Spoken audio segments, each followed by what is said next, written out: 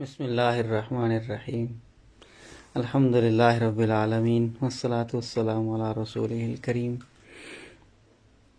آج ایک دو باتیں آپ کو اپنی فیلڈ کے حوالے سے عرض کرنے کی سعادت حاصل کروں گا۔ کل ایک جگہ حاضر تھا تعزیت کے لیے، ہمارے ایک عزیز ہیں، ان کی زوجہ کا انتقال ہو گیا تھا، تو کافی سارے لوگ بیٹھے ہوئے تھے، تو علاقے کے مولوی صاحب آ گئے، تو جن کی بیوی فوت ہوئی تھی انہوں نے مولوی صاحب سے کہا کہ مولانا دعا کروا دیں مرحومہ کے لیے۔ اب وہ دعا کروا رہے تھے تو مولوی صاحب پتہ نہیں بیگم سے تنگ تھے یا کیا ماجرا تھا، دعا کرواتے کرواتے کہنے لگے کہ اللہ یہ صدمہ ہم سب کو سہنے کی توفیق عطا فرما۔ تو جن کو سمجھ آئی بات کی تو سب ہنس پڑے، تو وہ میرے ساتھ جو صاحب بیٹھے ہوئے تھے وہ کہنے لگے وہ ایک دفعہ اگے تا پرنیون دے، پہلا پرنیون تا دے موڑے اگلے گلاں تا بعد دیاں ہیں۔ تو بعض اوقات ایسے ہوتا ہے کہ وہ اتنے پرجوش ہو جاتے ہیں کہ پتہ ہی نہیں ہوتا کہ ہم کیا کیا رہے ہیں اور مانگ کیا رہے ہیں۔ تو اللہ کریم کے ساتھ جب بات ہو تو وہ محبوب ہے ہمارا، تو محبوب کے ساتھ محبت کی باتیں ہونی چاہیے، نہ کہ دکھلاوے کی اور نہ کہ کسی کو بتانے کی۔ وہ بندے کے اور اللہ کے درمیان جو بھی بات ہو تو وہ سکون کے ساتھ ہو، محبت کے ساتھ ہو۔ تو اسی طرح ایک بندہ اپنے گھر کا کچھ سامان لیے گھر جا رہا تھا، تو راستے میں مسجد پڑتی تھی، تو مولوی صاحب نے اس کو پکڑ لیا کہ بھائی آج تک تم کبھی مسجد میں نہیں آئے، آج تمہیں بغیر نماز کے گھر نہیں جانے دوں گا۔ اس نے کہا میں آ جاتا ہوں، میں گھر سامان پہنچاؤں پھر آ جاتا ہوں۔ مولوی صاحب نہیں مانے کہ نہ نہ نہ نہ، آج تک تم آئے نہیں اور آج مشکل سے تم ہمارے ہاتھ چڑھے ہو، تو تم ایسے نہیں جانے دیں گے بغیر نماز کے۔ تو اس کو مولوی صاحب جب مسجد میں لے جانے لگے تو اس کے پاس جو سامان تھا تو اس نے کسی اور کو دیا سامان، کہنے لگا کہ یہ سامان ہمارے گھر پہنچا دینا اور ان کو بتا دینا کہ وہ اللہ کی پکڑ میں آ گیا ہے۔ تو ہم مولوی کی پکڑ کو، اللہ کی پکڑ، یہ ہے تو ایسے مذاق کی بات۔ اس میں یہ بھی ہے کہ جب تک مسجدیں اللہ کا گھر تھیں، یقیناً آج بھی اللہ کا گھر ہیں اور قیامت تک اللہ کا گھر ہی رہیں گی۔ ان المساجد للہ، مسجد صرف اور صرف اللہ کا گھر ہے، کسی اور کا نہیں ہے۔ تو مسجد پر جتنا مولوی کا حق ہے اتنا ہی ہر ایک نمازی کا حق ہے، تو بلکہ ہر انسان کا حق مسجد پر برابر ہے کہ وہ عبادت کر سکتا ہے، اور جن کام کے لیے مسجد تعمیر کی جاتی ہے اس سے جو بھی فائدے حاصل کر سکتے ہیں، تمام انسان برابر ہیں۔ تو بہرحال جب تک یہ رہی بات کہ مسجد اللہ کا گھر تھی تب تک مسجدوں میں بڑا سکون تھا، اور جب سے مسجدیں مولویوں کا گھر بنی ہیں تب سے بندے اللہ سے دور ہو گئے ہیں۔ تو آج بھی اگر بندوں کو اللہ کے قریب کرنا ہو تو مسجدوں کو مولویوں کے گھر سے اللہ کا گھر بنا دیں۔ تو اللہ کے گھر کا کیا مطلب ہے؟ اللہ کے گھر کا مطلب یہ ہے کہ جس طرح کائنات میں سورج ہے، چاند ہے اور جتنی بھی نعمتیں ہیں وہ ایک ایک انسان کو برابر نصیب ہوتی ہیں۔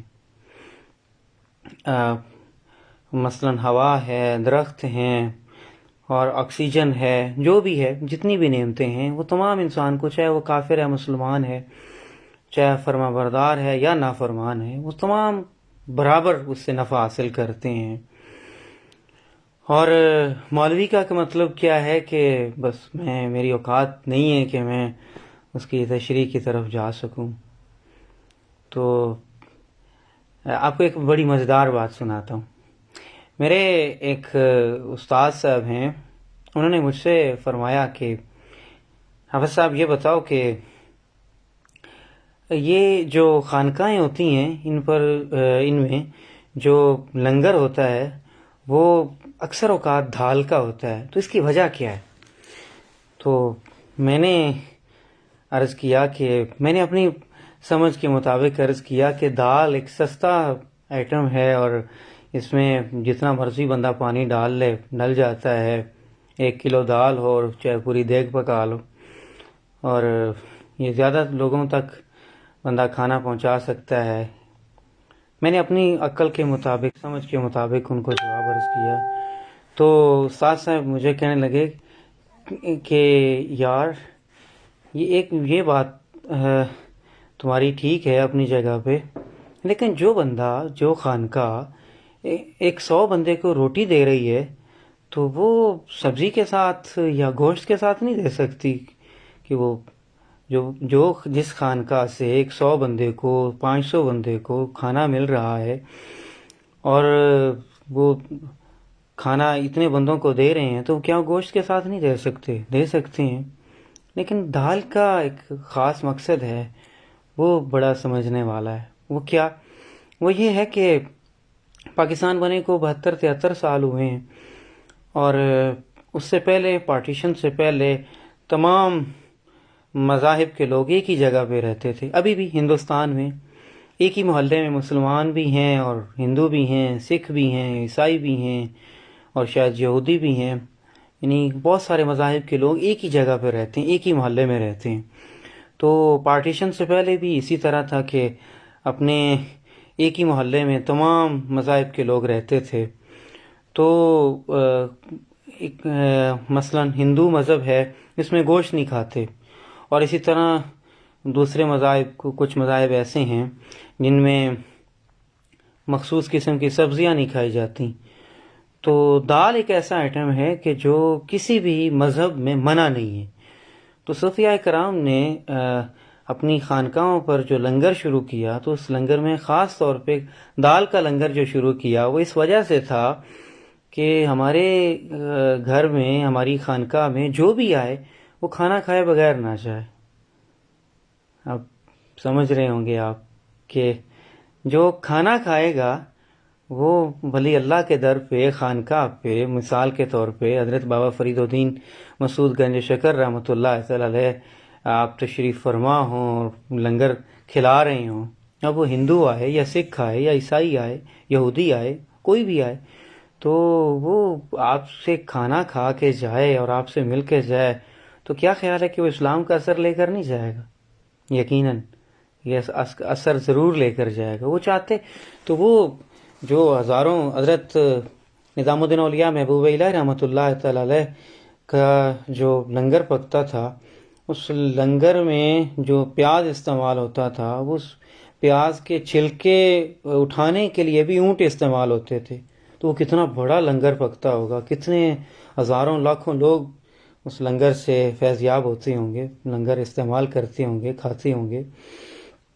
تو کیا خیال ہے کہ وہ گوشت نہیں دے سکتے تھے یا اور چیزیں نہیں دے سکتے تھے؟ وہ ایک دیتے تھے، ساری چیزیں ہوتی تھیں، لیکن ایک خاص طور پہ جو دال کی بات، وہ صرف اس وجہ سے کہ جو بھی آئے نا وہ کھانا کھائے بغیر نہ جائے. اور ہم ہیں کہ باقی رہی تو بعد کی باتیں، اپنے بھائی کے لیے بھی ہمارے دروازے بند ہوتے ہیں. ہمارے مسلمان، مومن، ساری چیزیں ایک ہیں لیکن دل ایک نہیں ہے، تو جس کی وجہ سے پریشانیاں ہیں. تو صوفیاء کرام نے جو بہت تیزی کے ساتھ اسلام کو پھیلایا اور لوگوں کو اپنا گرویدہ بنایا. آج بھی حضرت عطا گنج بخش علی اجمیری رحمۃ اللہ تعالی علیہ کو دنیا سے تشریف لے گئے ہوئے 1100 سال تقریباً گزر گئے ہیں، اور آج بھی لوگ ان کے ساتھ پیار کر رہے ہیں، ان کے نام کے ساتھ پیار کر رہے ہیں، ان کے گھر کے ساتھ، ان کے در کے ساتھ، ان کی کتاب کے ساتھ پیار کر رہے ہیں. اس کی وجہ یہ ہے کہ انہوں نے محبت بانٹی ہے، پیار بانٹا ہے انسانیت میں، احترام بانٹا ہے، اور پھر اس کی وہ آج تک جو انہوں نے وہ ایک باغ لگایا تھا پھولوں کا، تو آج تک اس کی خوشبو سے یہ جہان مہک رہا ہے۔ تو آپ بھی اگر دین کا پیغام دینا چاہتے ہیں، اسلام کا پیغام دینا چاہتے ہیں، یا اپنی کوئی بھی بات کسی تک پہنچانا چاہتے ہیں، حتیٰ کہ اپنی اولاد کو تربیت کرنا چاہتے ہیں، تو اس کے لیے جو سب سے بڑا ذریعہ ہے وہ محبت ہے، وہ پیار ہے، وہ احترام ہے۔ آپ اپنی اولاد کو بھی احترام دے کر دیکھیے گا تو دیکھیں گے کہ آپ کی اولاد آپ کی گرویدہ ہو جائے گی، آپ کی عقیدت مند ہو جائے گی۔ تو سختی سے اپنی زندگی سے سختی نکال دیں تو آپ کی زندگی بھی، آپ کی اولاد کی زندگی بھی، معاشرے کی زندگی بھی بڑی آسان ہو جائے گی۔ میں آخری بات کر کے اپنی بات ختم کرتا ہوں۔ میں قرآن حکیم حفظ کرتا تھا، میرا دوسرا سپارہ تھا، تو حفظ شروع کیا تھا آخری سپارے سے، تو 29واں سپارہ سورہ ملک میں میرا سبق تھا۔ تو میری عمر بالکل تھوڑی تھی، میکسیمم 5 سال ہوگی یا 6 سال، اتنی تقریباً عمر تھی۔ تو یہ جو اس میں سورہ ملک میں الفاظ آتے ہیں یخشون ربہم، اب جو یخشون جو خا ہے یہ میری زبان پہ نہیں آتی تھی، یخشون کہ وہ یخشون کیسے ادا کرتے ہیں، یہ مجھے وہ زبان پہ چڑھتا ہی نہیں تھا۔ اب مجھے استاد صاحب سبق پڑھا رہے ہیں ان الذین یخشون ربہم، کہ اس کا ترجمہ ہے کہ جو اللہ سے، اپنے رب سے ڈرتے ہیں، اس کی ناراضگی سے ڈرتے ہیں کہ وہ رب روٹھ نہ جائے، ناراض نہ ہو جائے۔ بالغیب لہم، اندیکھے بغیر دیکھے اس رب سے ڈرتے ہیں۔ تو یہ اس کا ترجمہ ہے۔ تو بہرحال وہ میں یہ یخشونہ کا لفظ ہے نا، وہ مجھے میری زبان پہ نہیں چڑھتا تھا، مجھے آج بھی یاد ہے۔ تو استاد صاحب نے مجھے مار مار مار مار میرا ستیہ ناش کر دیا تھا۔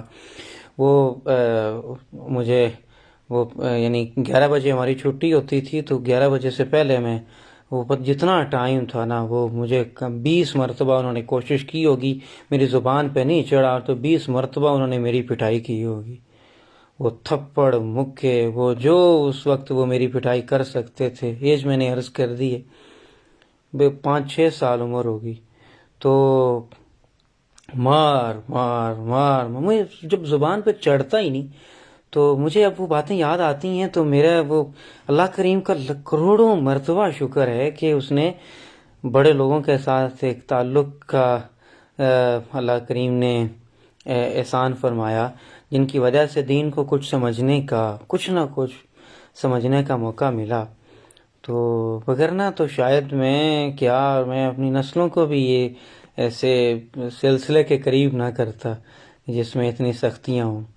بہرحال میں اب بھی بتا رہا ہوں، عرض کر رہا ہوں تو میرا دل درد سے بھرا ہوا ہے۔ تو وہ 11 بجے چھٹی ہو گئی، تو وہ مجھے اب آج تک یاد ہے کہ وہ مجھے جو یاد آتی ہے تو میرا دل درد سے بھر جاتا ہے۔ تو زور کے بعد دوبارہ کلاس تھی، تو مجھ سے جایا ہی نہیں گیا کلاس میں، تو استاد صاحب نے پھر بلوا لیا کہ وہ اس کو بلا کے لاؤ۔ وہ آ گیا، چلو جی لے آؤ سبق، پھر وہی لفظ، پھر وہی پٹائی، اوئے ہوئے ہوئے ان الذین یخشون ربہم۔ تو وہ میں ان استاد صاحب کا میں احترام کرتا ہوں، ان کا میرے دل میں ان کا بہت احترام ہے۔ وہ احترام تعلیم کی وجہ سے نہیں آیا، اللہ کی قسم نہیں آیا، وہ صرف میرے جو اپنے شیخ سے اور جو بڑے جو دین کو سمجھنے والے تھے ان سے جب کچھ نہ کچھ سیکھنے کو ملا تو اس وجہ سے احترام آیا کہ استاد گرامی کا احترام ہوتا ہے، قدر ہوتی ہے۔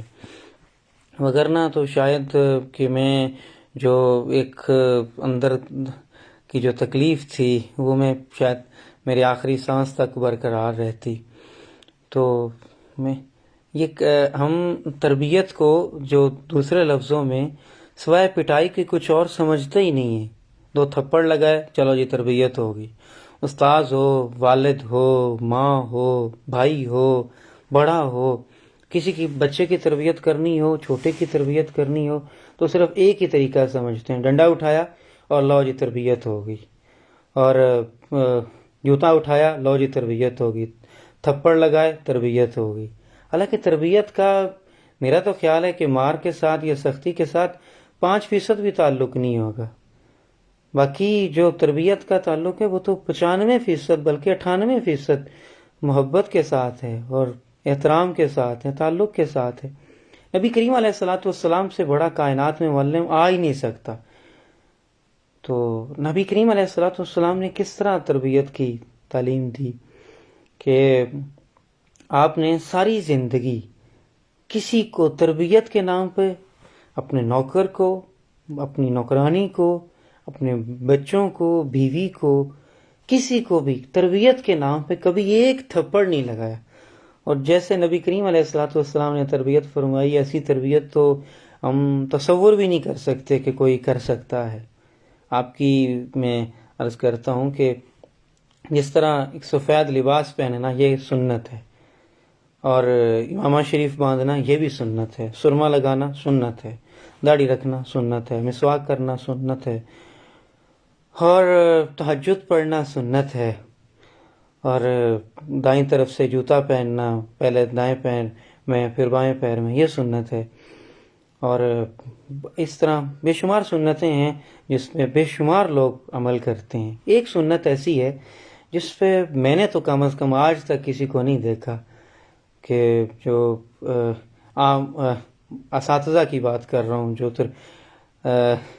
کہ جس نے اس سنت پہ عمل کیا ہو کہ نبی کریم علیہ السلام کی ایک سنت ہے کہ آپ نے ساری زندگی کسی کو تھپڑ نہیں مارا، کسی کو، نہ بیوی کو، نہ بچے کو، نہ نوکر کو، نہ نوکرانی کو، نہ کسی غلام کو، کسی کو بھی تھپڑ نہیں مارا.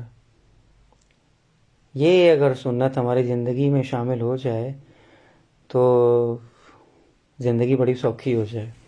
حضرت انس بن مالک رضی اللہ تعالیٰ عنہ یہ نبی کریم علیہ الصلوۃ والسلام کے نوکر تھے. 10 سال یہ نوکر رہے، نوکری کی انہوں نے. یہ خود بیان کرتے ہیں کہ 10 سالوں میں نبی کریم صلی اللہ علیہ وآلہ وسلم نے ایک مرتبہ بھی مجھے ڈانٹا نہیں کہ تم نے یہ کام کیوں کر دیا ہے یا یہ کام کیوں نہیں کیا ہے. ایک مرتبہ مجھے ڈانٹا نہیں. اور کبھی کوئی چیز، کوئی برتن، کوئی چیز مجھ سے ٹوٹ جاتی تو گھر کا کوئی فرد مجھے بات کرتا کہ تم نے یہ کیوں توڑ دی ہے، تو نبی کریم علیہ الصلوۃ والسلام بجائے مجھے کچھ کہنے کے کہ ہاں بھئی کیوں توڑی، گھر والوں سے فرماتے کہ اسے کچھ نہ کہو، انس کو کچھ نہ کہو، برتن کی عمر ہی اتنی تھی. تو میرے عزیزو، میرے دوستو، میرے بزرگوں، آپ سب مجھ سے زیادہ دین کو بھی سمجھتے ہیں، دنیا کو بھی سمجھتے ہیں، تو میری اوقات تو کچھ بھی نہیں کہ میں آپ حضرات کی خدمت میں کچھ عرض کر سکوں. یہ بس یہی ہے کہ اگر آپ کسی پر سختی کرنے کا ارادہ کر رہے ہوں، پٹائی کی صورت میں، زبان کی صورت میں، تربیت کے نام پہ، تو اللہ کا واسطہ ایک لمحے کے لیے یہ سوچئے گا کہ یہ میں اپنا غصہ ٹھنڈا کر رہا ہوں، تربیت نہیں کر رہا ہوں. غصہ ٹھنڈا کرنا اور بات ہے، اور عمل ہے، تربیت کرنا اور عمل ہے. تو نرمی کیجئے تاکہ اللہ کریم کی دربار سے نرمی کے مستحق بن سکیں. اللہ کریم ہم سب کی زندگی کو، آخرت کو، موت کو آسان کرے. اللہ کریم ہم سب کے لیے خیر کے، عافیت کے معاملے فرمائے.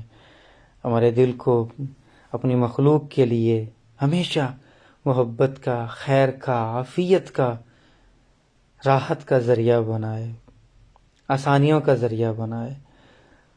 اللہ کریم ہم سب کو صراط مستقیم پہ چلنے کی توفیق دے. ہمارے وجود کو ہمارے گھر والوں کے لیے، اہل علاقہ کے لیے، اہل محلہ کے لیے، معاشرے کے لیے برکت کا، خیر کا، راحت کا، عزت کا ذریعہ بنائے. اللہ مجھے آپ کو عمل کرنے کی توفیق دے. آپ سب حضرات کا بہت شکریہ، مجھے دعاؤں میں یاد فرمائیے گا۔ السلام علیکم ورحمۃ اللہ وبرکاتہ۔